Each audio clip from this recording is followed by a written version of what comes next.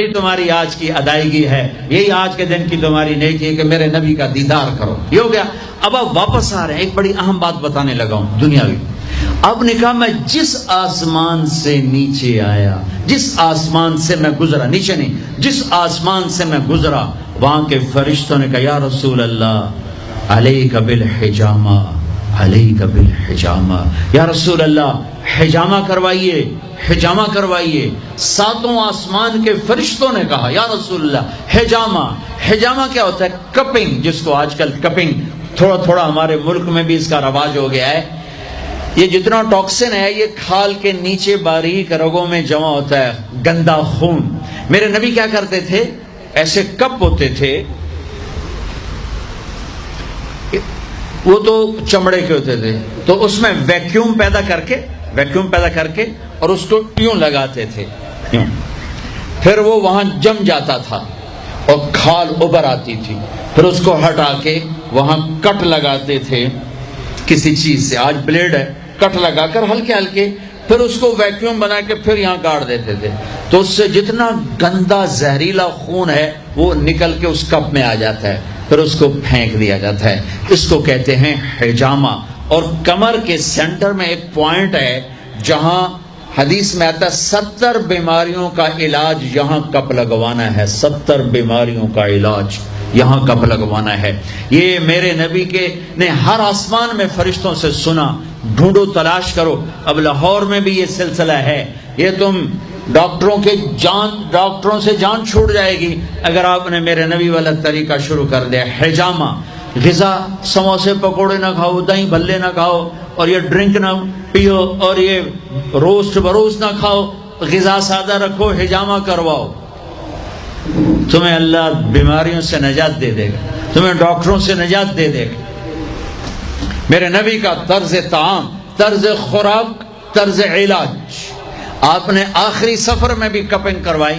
آپ جب حج پہ جا رہے تھے تو آپ نے یہاں کپ لگوائے، یہاں راستے میں، یہاں اس جگہ. یہ آپ کا آخری حجامہ جو آپ نے سفر میں کروایا تھا.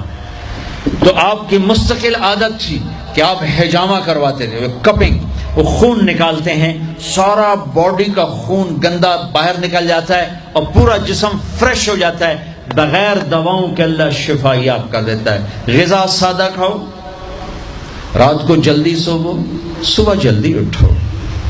میں پوری دنیا پہ، ابھی افریقہ کے 8 ملک پسماندہ 5 بجے کے بعد بازار بند ہوتے ہیں. یہاں رات 9 بجے شاپنگ کے لیے نکلتے ہیں. میرے رب نے رات سونے کے لیے بنائی، دن کام کے لیے بنایا. اتنی نحوست ہے کہ 12 بجے تک بازار نہیں کھلتے، 11 بجے تک بازار نہیں کھلتے.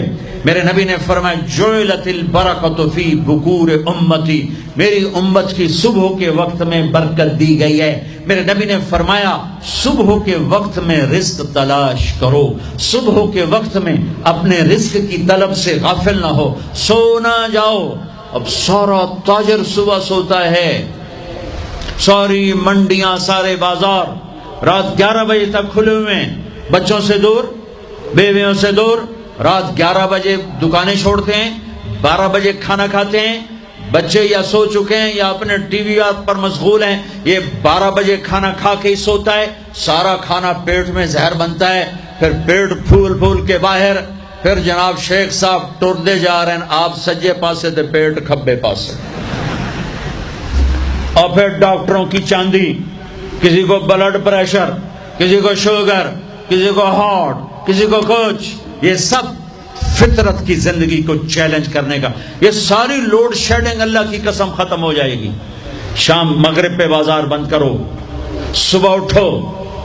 سارا یورپ، سارا امریکہ، سارا چائنا، سارا افریقہ میں جہاں پھر کر آیا ہوں، 5 بجے بازار بند ہیں. 9 بجے سناٹا ہوتا ہے، ہو کا عالم ہوتا ہے. تمہارے 9 بجے لبرٹی سے گزرا نہیں جاتا ہے. کیا ظلم و ستم ہے. نہ دین جانتے ہو، نہ دنیا جانتے ہو. نہ تم دین کے واقف ہو، نہ دنیا کے واقف ہو. دنیا سے بھی جاہل ہو، دین سے بھی جاہل ہو. دنیا کا بھی ظلم کر رہے ہو، دین کا بھی ظلم کر رہے ہو. لا ثمرۃ بعد العشاء، میرے نبی نے فرمایا عشاء کے بعد کوئی مجلس نہیں ہے، سو جاؤ. تہجد میں اٹھو، 12 بجے کے بعد جو آدمی سوتے ہیں ان کے جسم کی ریپیئر ہوتی نہیں ہے. جو دن میں سوتے ہیں ان کے جسم نیند مستری ہے، پلمبر ہے، آپ کے پوری باڈی کی ریپیئر کرتا ہے نیند کا نظام. لیکن جب آپ 12 بجے کے بعد سوتے ہیں یا فجر کے بعد سوتے ہیں وہ کام ہی نہیں کرتا، وہ کہتا میری چھٹی میں نہیں کرنا. جب آپ 10 بجے سو جاتے ہیں وہ پورا ایکٹیو ہو جاتا ہے، پورے جسم کو چست کر دیتا ہے. جب آپ صبح 4 بجے اٹھو، 5 بجے اٹھو تو آپ تازہ ہوگے. رات کا جاگنا دن کا سونا نحوست. آپ کی بجلیاں تباہ پہلے ہی تھوڑی ہے، اوپر ساری رات کے دکانیں، فنکشن. یہ تو اللہ حکومت کا بھلا کرے، یہاں کی حکومت کا، کہ 10 بجے کا انہوں نے ڈنڈا چلایا تو کچھ، ورنہ تو 10 بجے تو بارات کی تیاری ہو رہی ہوتی اور 1 بجے کھانا ہو رہا ہوتا تھا. جس امت کو اللہ نے وقت کی قدر سکھائی اسی امت نے وقت کو تباہ کر کے رکھ دیا. اور جس امت کے پاس قرآن نہیں، نبی نہیں، انہوں نے وقت کو کیش کر کے تمہیں غلامی کا توق پہنا دیا اور دنیا کو لیڈ کرنے کی طاقت اللہ نے ان کو دے دی.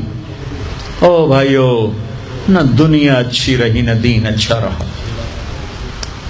رات کو جلدی سو، فجر پڑھی جائے گی آرام سے، تہجد پڑھی جائے گی آرام سے.